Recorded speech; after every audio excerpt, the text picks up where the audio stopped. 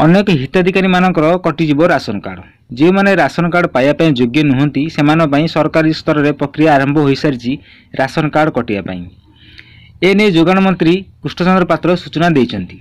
आधार card को ration card में link कले एवं अन्य प्रक्रिया माध्यम योग्य हिताधिकारी मानक योग्यतार जांच करिहेबो।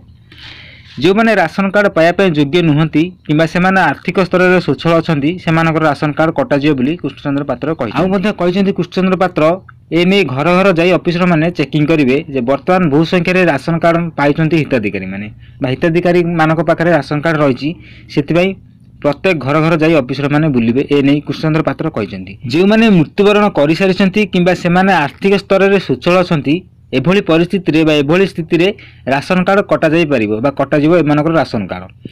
सूचना मुताबक वर्तमान सुधा 96 लाख परिवार पाखरे राशन कार्ड रही।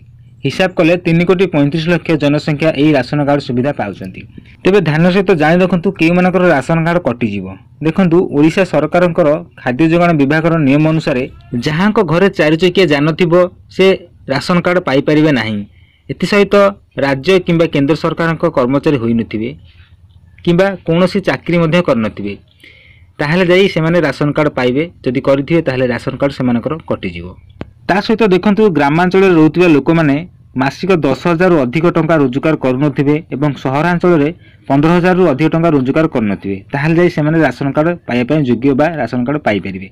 एहा व्यतीत देखंतु मासिक 300 यूनिट रु कम बिजुली व्यवहार करुथिबे ताहले जाई से माने से लोक पाई परिबे ए राशन कार्ड योग्य होई परिबे। तेबे दर्शक बंधु ए थिला केउ मानकर राशन कार्ड कटिबो आ केउ माने पाइबा योग्य ताहा नै बड़ अपडेट। जदि मोर इनफॉरमेशन टी आपण मानकु भलो लागि थाए नियत भाबरे वीडियो गोटे लाइक कर देबे एवं चैनल को जदि प्रथम थर आस्थान ताले एबे चैनल को सब्सक्राइब करी पाखा ऑल नोटिफिकेशन को ऑन कर देबे जदि कि एबे नुवा नुवा अपडेट रो इनफॉरमेशन आपण माने सर्वप्रथम पाई परिबे।